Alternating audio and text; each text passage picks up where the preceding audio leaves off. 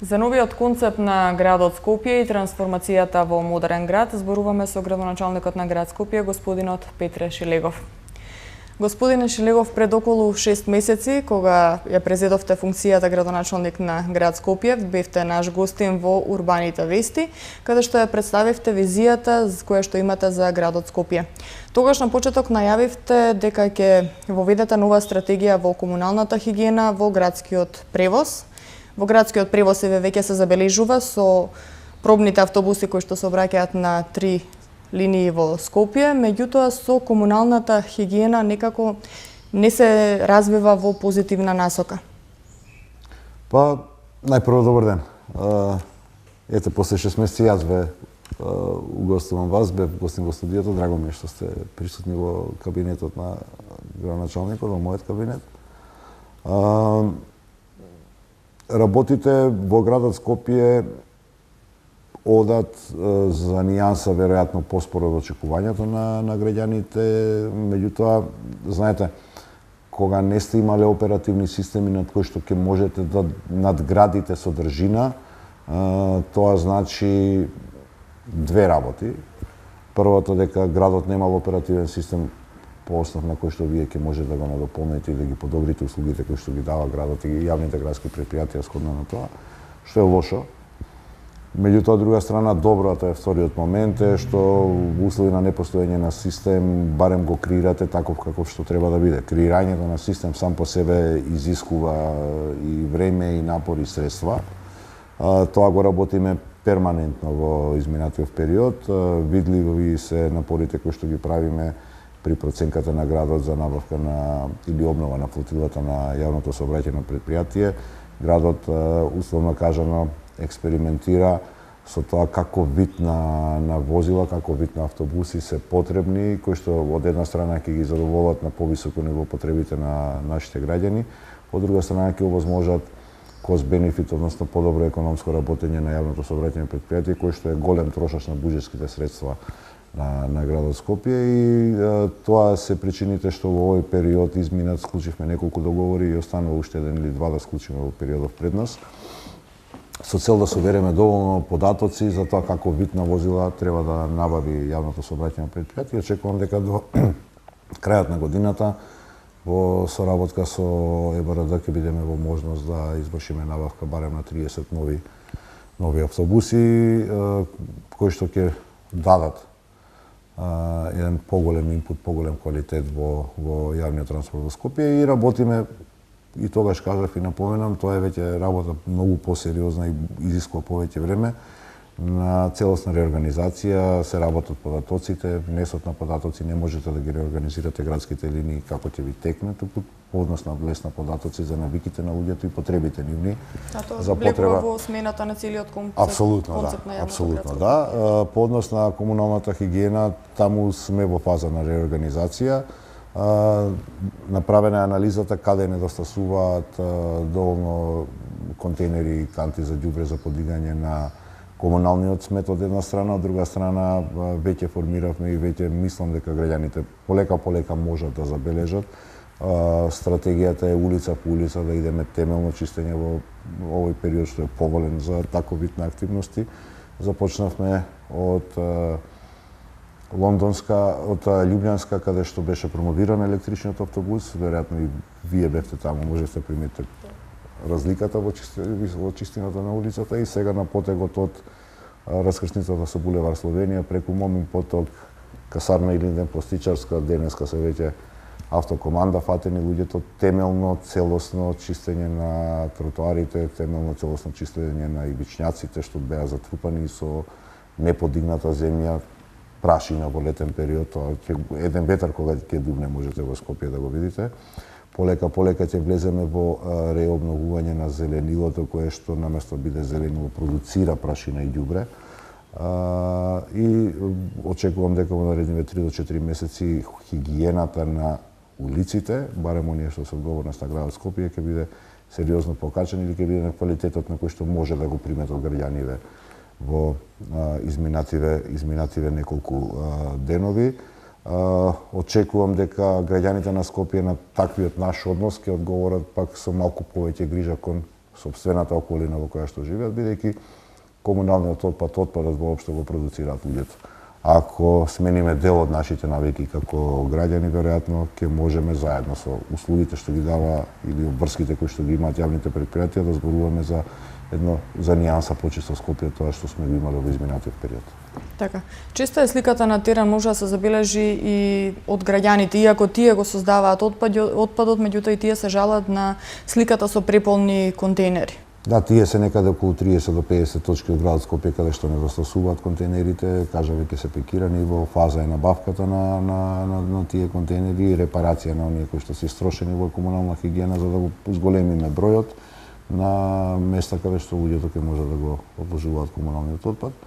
Се надам дека ќе имаме брза разврска на случајот со Дрисла, градот добие партнер, за да може потоа заеднички со тој партнер и заедно со граѓаните да креираме комунална политика и стратегија. Ние немаме политика, немаме стратегија, немаме едукација, немаме култура на селекција на отпад, нешто што е традиционално веќе во европските метрополи, за кои што претендираме дека Скопје сака да стане. Така. Започнавте со средување на просторот околу Битпазар и уредување на истиот простор. Дали дислоцирањето на тезгите кои што беа со цвеќење на Битпазар зад поликлиниката во Битпазар може да значи најава за изградба на нов Битпазар? Реконструкцијата на Битпазар, значи вака, целиот концепт на Битпазар мислам дека конечно треба да се реши. Тоа е рак рана на Скопје години, да не речам децении назад. Рековме доста е. Тоа едноставно не личи онака како што веројатно секој од нас го посакува Скопје да изгледа. И гледате дека со малку болја ангажираност и соработка на државните органи, градот Скопје, општина Чаир, Министерство за внатрешни работи, успеавме барем дел од сообраќајниот хаос и на Пластичарски и на Цветан Димов да го средиме. Такво нешто ќе направиме и на Битпазар, без оглед што може да се јави извесен отпор кај дел од дивите продавачи. Во соработка и со Скопски пазар, со пазарна инспекција, со Министерство за внатрешни работи, општина Чаир, град Скопје. Денеска во четвртокот започнавме со расчистување на дивите продавачи.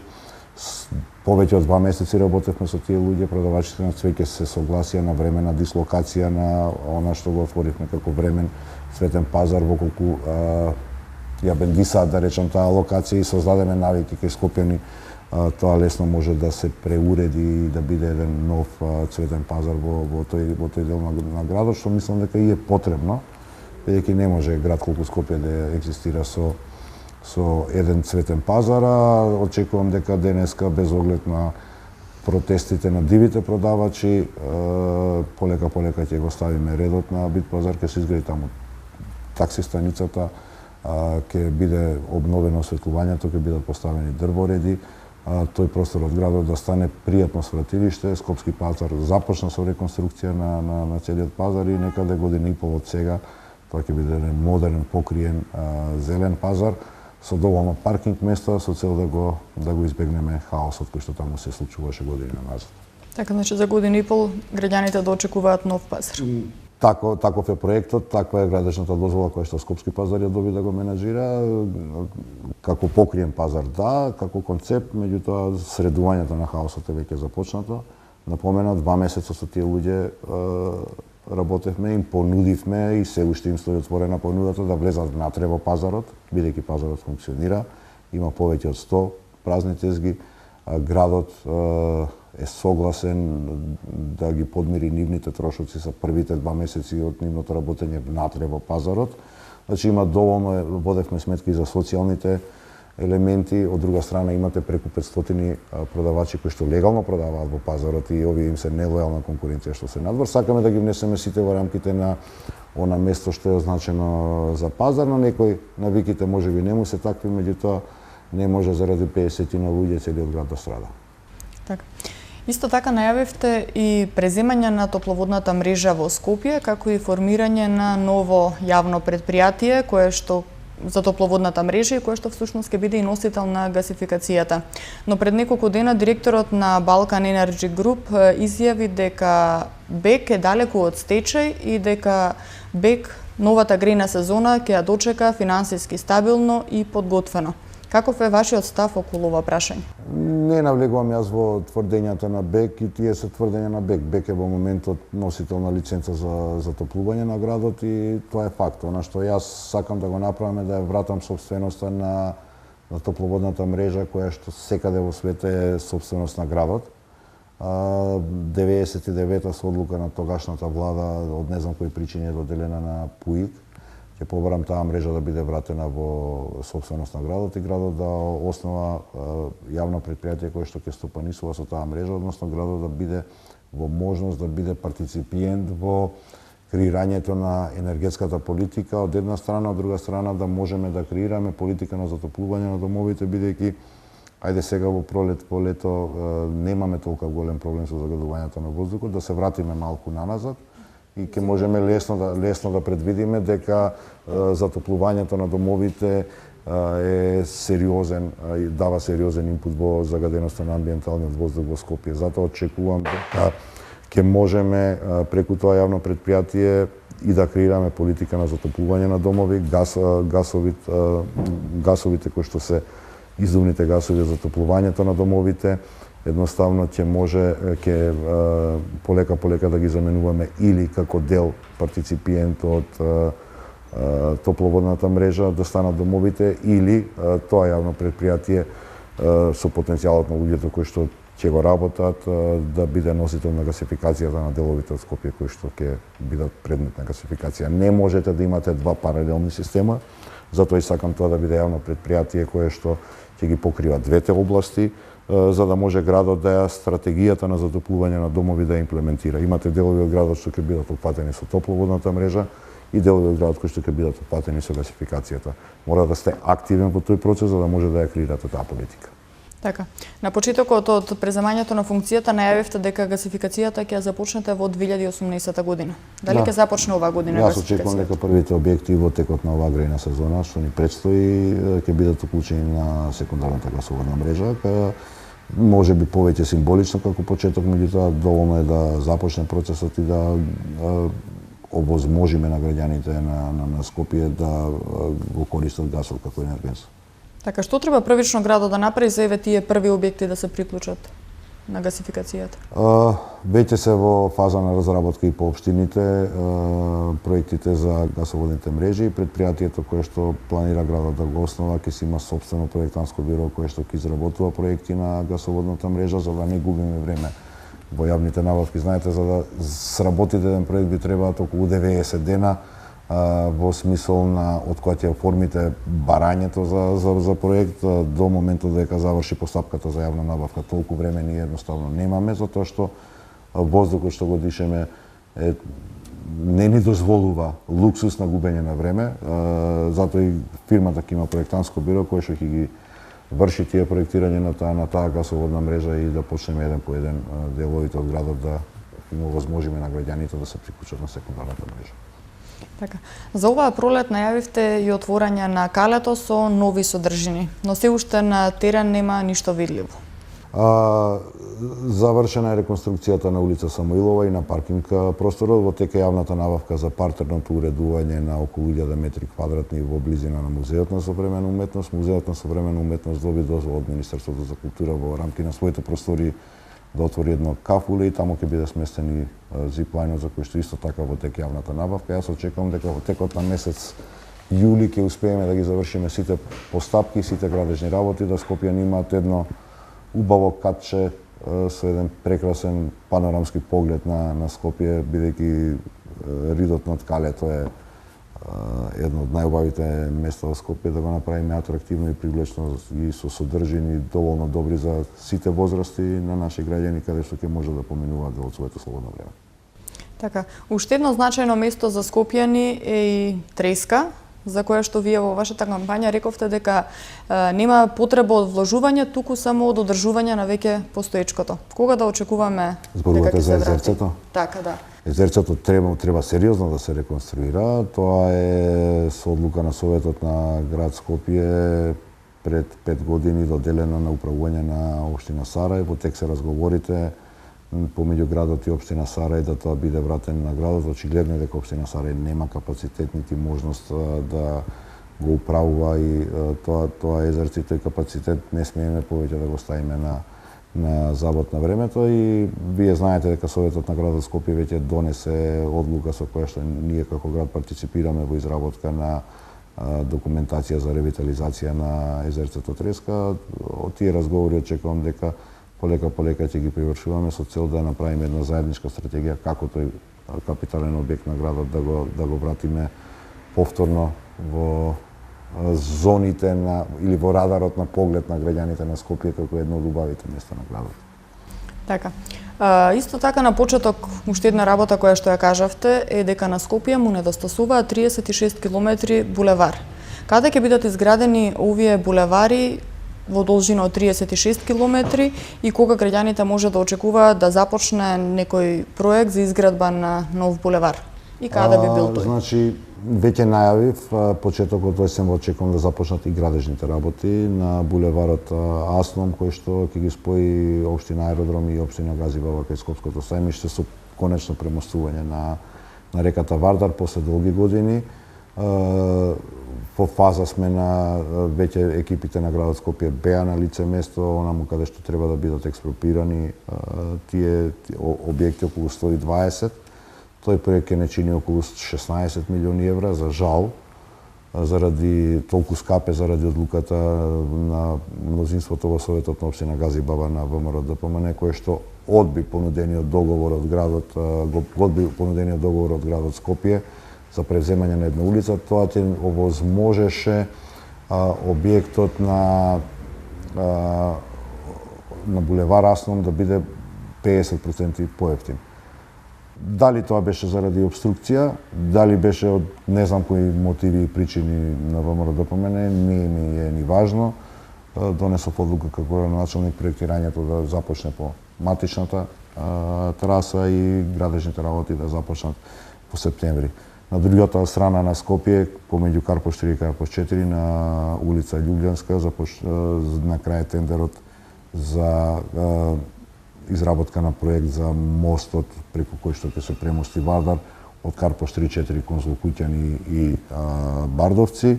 И сега во мај месец очекувам веќе готова проектната задача да биде објавен меѓународен тендер за започнување на изработка на инфраструктурен и градежен проект на тунелите под Вардар.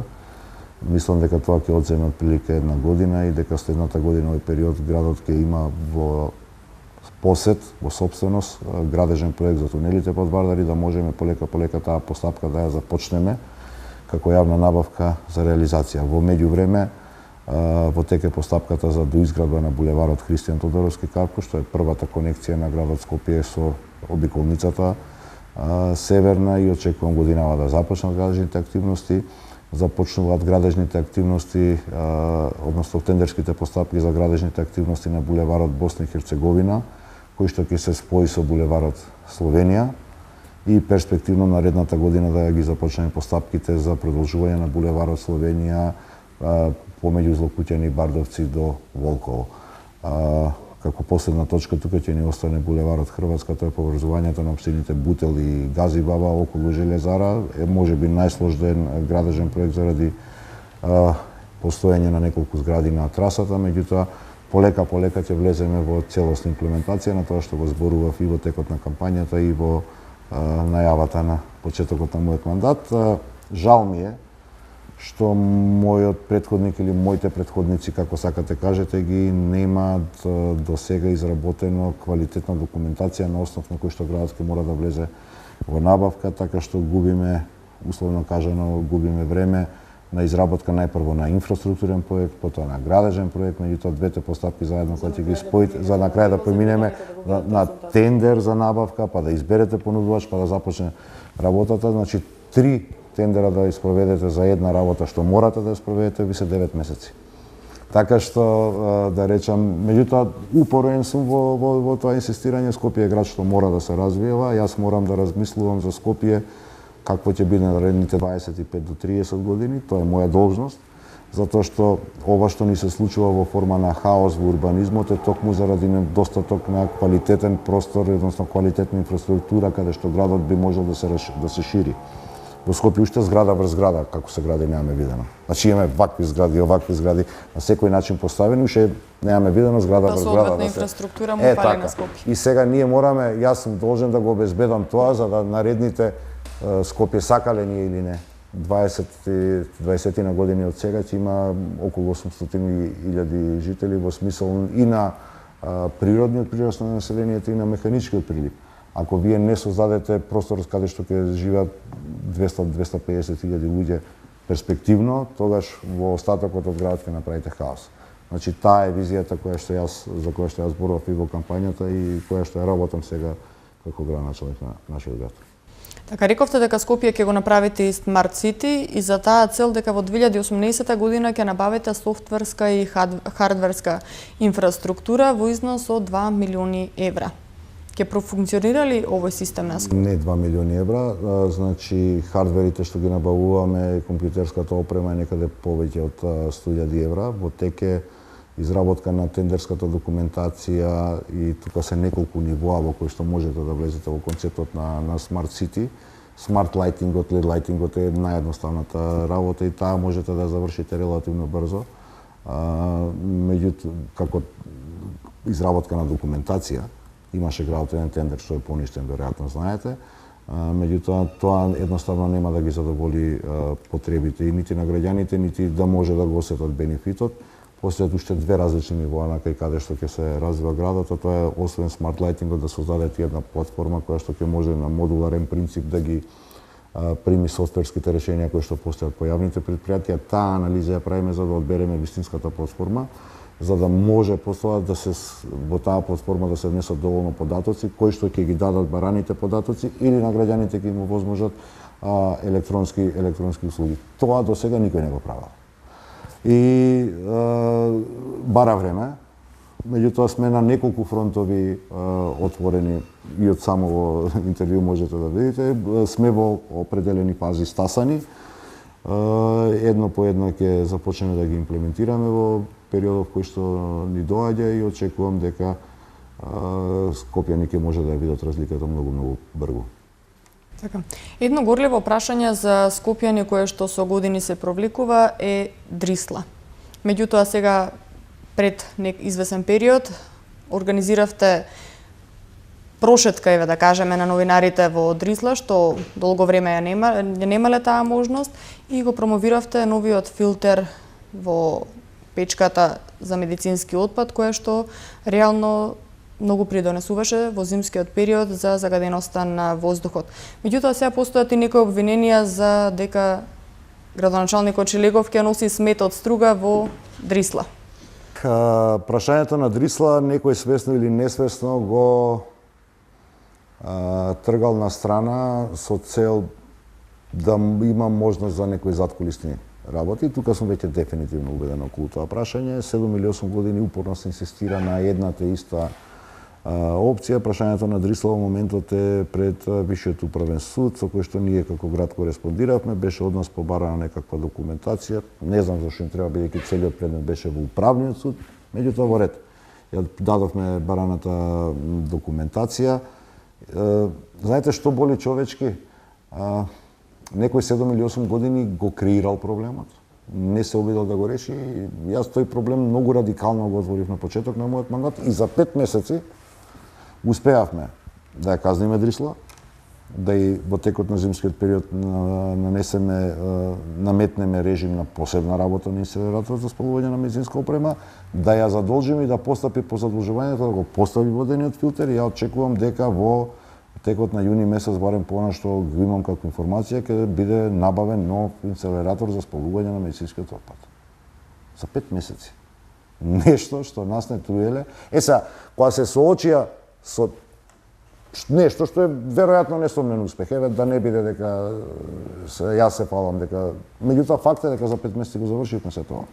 Да се минимизира таквиот ангажман, излегува фейк нюс, лажна вест, што 5 или 6 пресконференции советници на ДПМН во Советот на градот Скопје безочно ја лажеа јавноста во Скопје. Без срам. Играјќи се со чувствата за здравјето нивно, за здравјето на нивните деца. Кај што тврдеа дека 200.000 тони од дивата депонија во Стивај ќе завршат во Дрисла. Еве го документот од Рисла, кој што го потврдува токму спротивното. И затоа сега па престана, кога го појави овој документ пред некој ден за прв пат, престана ќе се извинам на изразот да зборуваат се и се што во јавноста. И тоа срамота е за една политичка партија што е главна опозициона партија. Скопје да се игра со чувствата за здравје на скопјани. И тоа повеќе зборува за политичката некултура која што тие имаат како структура, отколку за вистината. Вистината е оваа, еве го дописот, нити 1 килограм има завршено во Дрисла, нити има било какви разговори, нити има било како договор, нити било од каде во Република Македонија ќе биде депонирано отпад во Дрисла. Така, да се надеваме дека зимата што ни предстои ќе биде со помалку аерозагадување, за разлика од минатата зима кога што имавме доста концентрации на PM10 честички, како резултат на овие вложувања во Дрисла како еден од најголемите загадувачи во Дрисла е сегмент, ќе мора да смениме сите помалку. Реално ќе мора да смениме сите помалку од нас.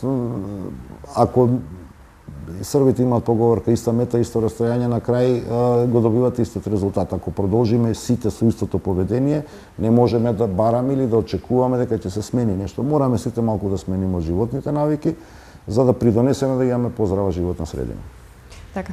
Сосема за крај на нашето денешно интервју. Дали градот ќе остане во бараките или пак планира да се пресели? Јас веќе најавив на неколку пати, очекувам дека годинава направивме напори без оглед на буџетските опроварувања. Овие луѓе овдека без оглед на се не заслужуваат да работат во вакви услови.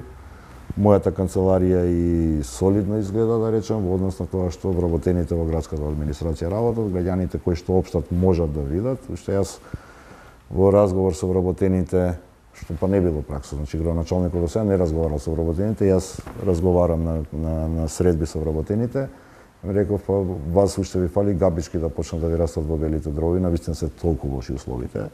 Правиме напор, ветување на изведувачот дека до крајот на септември градежно ќе го заврши објектот, па да влеземе лека по лека да иселуваме инфраструктурата во смисол на компјутерската опрема и податоците кои што се содржат во неја и дали ќе влеземе да набавиме за вработените нов мебел за нивните канцеларии. Знам едно, мојата канцеларија ќе биде последна опремена.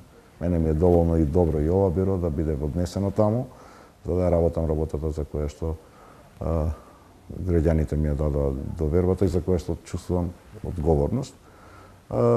Мислам дека до нова година, ако изведувачот Бетон Скопје се држи до кажаното, ќе успееме да градската администрација ја преселиме и тогаш градот да добие капитал во форма на земјиште каде што сега бараките. Тогаш ќе можеме да располагаме и со ова земјиште на соодветен начин, не на зградури, ни со станови, значи меѓутоа ќе биде некако капитал со кој што ќе може да располагаме да изградиме соодветна инфраструктура и за овој дел од градот. Во ред, господине Шлегов, јас ви благодарам на одвоеното време за денешното интервју. Благодарам на поканата, благодарам што ми дојдовте овдека, се надевам дека досега имавме добра соработка, така ќе продолжи барем дека јас седам овдека. Благодарам уште.